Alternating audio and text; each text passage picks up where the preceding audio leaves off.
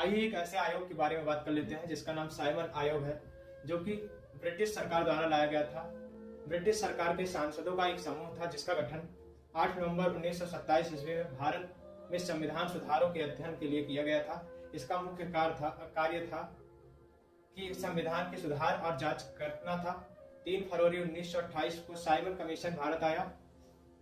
भारतीय आंदोलनकारियों ने साइमन कमीशन वापस जाओ के नारे लगाए और जमकर विरोध किया। साइमन कमीशन के विरुद्ध होने वाले इस आंदोलन में कांग्रेस के साथ साथ मुस्लिम लीग ने भी भाग लिया।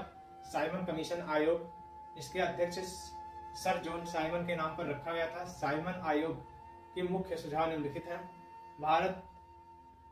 नंबर 1, भारत में एक संघ की स्थापना हो जिसमें ब्रिटिश भारतीय प्रांत के देशी रियासत में शामिल हो। नंबर 2, केंद्र में उत्तरदायी शासन की व्यवस्था हो। नंबर 3, वायसराय और प्रांतीय गवर्नर को विशेष शक्तियां दी जाए। नंबर 4, एक लचीले संविधान का निर्माण हो। साइमन कमीशन के सुझाव के बारे में आगे के पार्ट में बात करेंगे। साइमन कमीशन के उन 8 सदस्यों ने जो इसका सुझाव दिया था उसके विषय में बात करेंगे। साइमन कमीशन की रिपोर्ट के सुझाव में यह दिया गया था कि नंबर 1, प्रांतीय क्षेत्र में विधि तथा व्यवस्था सहित सभी क्षेत्रों में उत्तरदायी सरकार गठित की जाए। नंबर 2, केंद्र में उत्तरदायी सरकार के गठन का अभी समय नहीं आया। नंबर 3, केंद्रीय विधानमंडल को पुनः गठित किया जाए जिसमें एक इकाई की भावना को छोड़कर संघीय भावना का पालन किया जाए। साथ ही इसके सदस्य परोक्ष पद्धति पंथीय विधान मंडलों द्वारा चुने आए। इसी कमीशन के विरोध में ही लाला लाजपत राय जी की मृत्यु हो गई। कमीशन के सभी सदस्य अंग्रेज थे, जो कि भारतीयों का बहुत बड़ा अपमान था।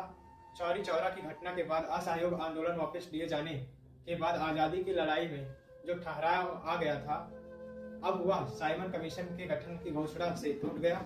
1927 में मद्रास में कांग्रेस का अधिवेशन हुआ जिसमें सर्वसम्मति से साइमन कमीशन के बहिष्कार का फैसला लिया गया, जिसमें गांधी जी, नेहरू जी और सभी इसका विरोध करने का निर्णय लिया। मुस्लिम लीग ने भी साइमन कमीशन के विरोध का फैसला लिया। 3 फरवरी 1928 को साइमन भारत पहुंचा। साइमन कोलकाता, लाहौर, लखनऊ, विजयवाड़ा और पुणे सहित जहां भी पहुंचा उसे जबरदस्त विरोध का सामना करना पड़ा था और लोग उसे काले झंडे दिखाए। पूरे देश में साइमन गो बैक, साइमन वापस जाओ के नारे गूंजने लगे।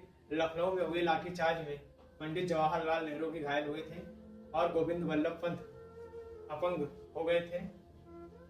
30 अक्टूबर 1928 को लाला लाजपत राय जी के नेतृत्व में साइमन का विरोध कर रहे युवाओं को बेरहमी से पीटा गया। पुलिस ने लाला लाजपत राय जी की छाती पर भी लाठियां बरसाई और वो बुरी तरह से घायल हो गए और मरने से पहले उन्होंने बोला था, आज मेरे ऊपर बरसी भर लाठी की चोट अंग्रेजों की ताबूत की कील बनेगी।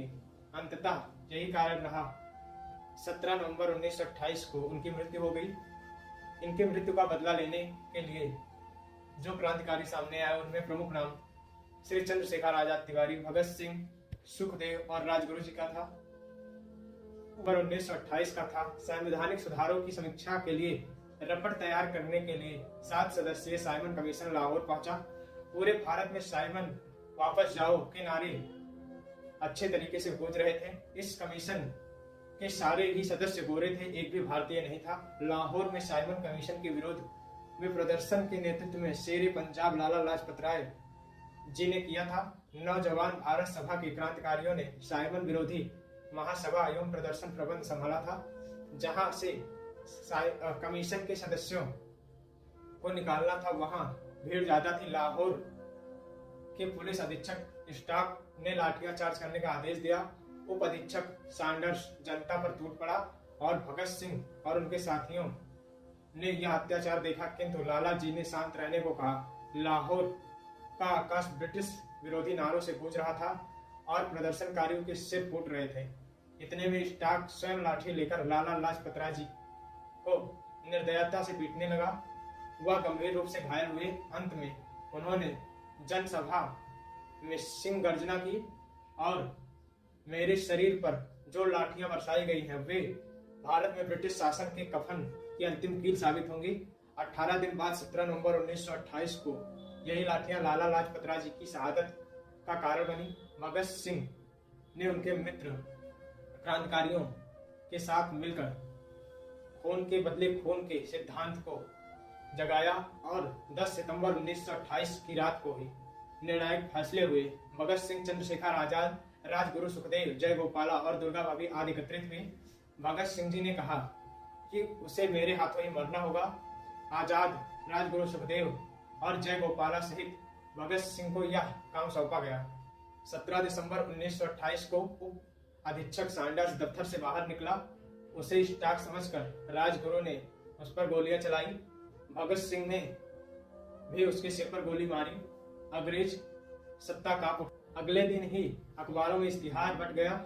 लाहौर की दीवारों पर चिपका दिया गया और उसमें लिखा था, हिंदुस्तान सोशलिस्ट रिपब्लिकन एसोसिएशन ने लाला लाजपत राय जी की हत्या का प्रतिशोध ले लिया। और फिर साहिब बने भगत सिंह गोद में बच्चा उठाए वीरांगना दुर्गा भाभी के साथ कोलकाता मेल में जा बैठे। राजगुरु नौकरों के डिब्बे में तथा साधु बने आजाद किसी अन्य डिब्बे में जा बैठे। स्वतंत्रता संग्राम के नायक नया इतिहास बनाने आगे निकल गए। कोलकाता में भगत सिंह अनेक क्रांतिकारियों से मिले। भगवती चरण वहां पहले पहुंचे हुए थे। सेंट्रल असेंबली में बम फेंकने का विचार भी कोलकाता से ही बना। इसके लिए अवसर ही शीघ्र मिल गया। केंद्रीय असेंबली में 2 बिल पेश होने वाले थे, जन सुरक्षा बिल और औद्योगिक विवाद बिल, जिनका उद्देश्य देश के में उड़ते युवक आंदोलन को कुचलना और मजदूरों को हड़ताल के अधिकार से वंचित रखना था।